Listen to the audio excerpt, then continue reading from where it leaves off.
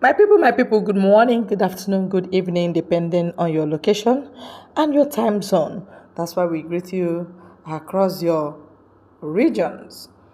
All right, what we have here is what Ohaneze Ndigbo president is saying.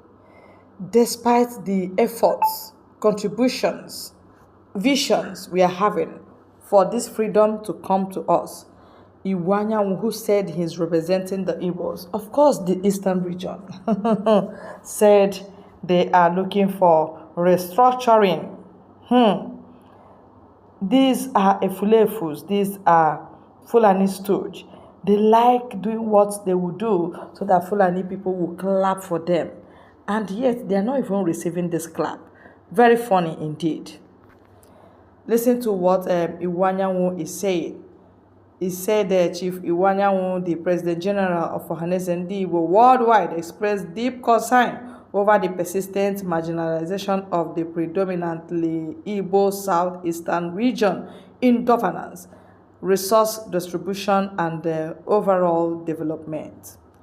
Additionally, he highlighted the unfortunate reality Igbo community facing, not just neglected but also verbal abuse and insults.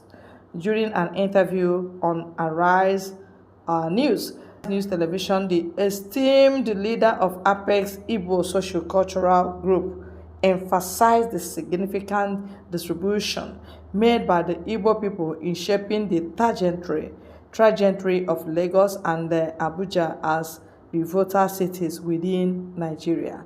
According to Iwuanyanwu, Nigeria is currently operating a unitary system of government by the Igbo people, but the Igbo people are asking for true federalism. He added that without proper restructuring, Nigeria will continue to have problems. He said one thing is clear. In 1914, when Lugard amalgamated Nigeria, Nigeria had ethnic nationalities, people with different cultures, languages, and religions. They were not the same. It was clear to us at that time that the survival of Nigeria would depend on our ability to manage our differences and, of course, our forebears before independence were able to manage it. The military intervention in 1966 was absolutely very unfortunate. It was the saddest thing that ever happened to Nigeria. Unfortunately, that is blamed on Igbos.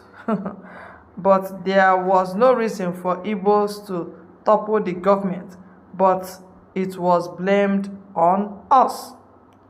That particular government before independence had true federal constitution that could be applied and bring a lot of strength to the people who have diverse backgrounds like Nigeria.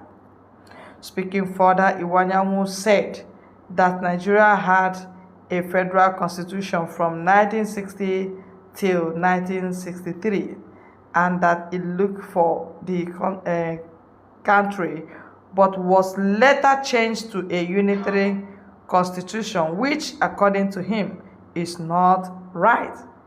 He said that is why we in Igbo land are saying, let us have a true federal constitution.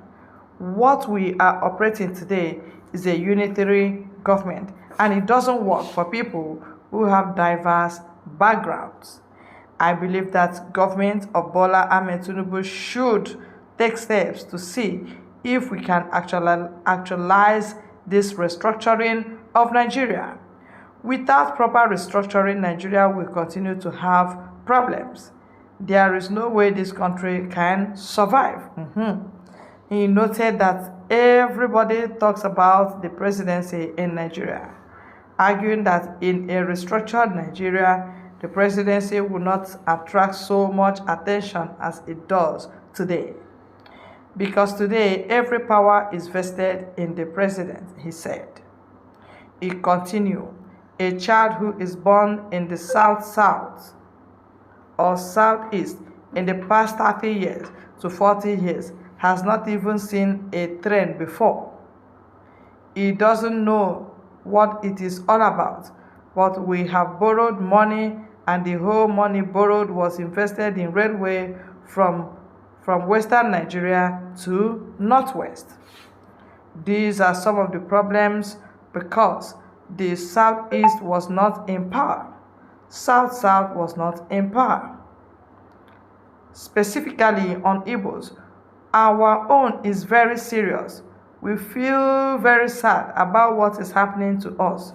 When we came together as one country, Lagos became a capital, and it was a duty of all Nigerians to come together to develop our capital. And our capital, Lagos, became the pride of our country. Igbos came in and participated. I must tell you, Igbos by nature, once they say they are with you, they are with you. When they make a commitment, they keep it up. Igbos did a lot to develop the place. We are not saying that Igbos built Lagos alone, or that there were no other inhabitants there. There were. The point is that the Igbos played a major role in shaping the destiny of Lagos. Same thing with Abuja. When Abuja was made the federal capital, Igbos moved in. Today, Igbos are being abused, insulted, and called all sorts of names, called greedy because of their efforts to develop Abuja and Lagos. Even up to the point that people are now saying that because in the last election, a candidate, Peter Obi, was supported by the majority of Igbos. Mark you, not every Igbo man voted for Peter Obi because this is democracy. And there were Igbos in APC who voted for APC candidate. Okay, that's what Iwuanyanwu is saying. They seem to be dreaming. They are not saying what is possible because those that are in power, they are standing on your head. And they are not ready to remove their leg until you push them to remove their legs. Yes, that's how life is. We have said this over decades. And hence you have seen that they turn deaf ear when you talk such things. You give them another approach. That is how to do leadership. If something is not working for you, are you going to be playing it the same way, the same year, every time you are playing it the same method? Do you think you will get different results? No is the answer. It's common sense then. When this A is not working, you first of all bring B, bring C, bring D. By the time you give them diverse woto, they will choose one. And simple and short, you will achieve your aim.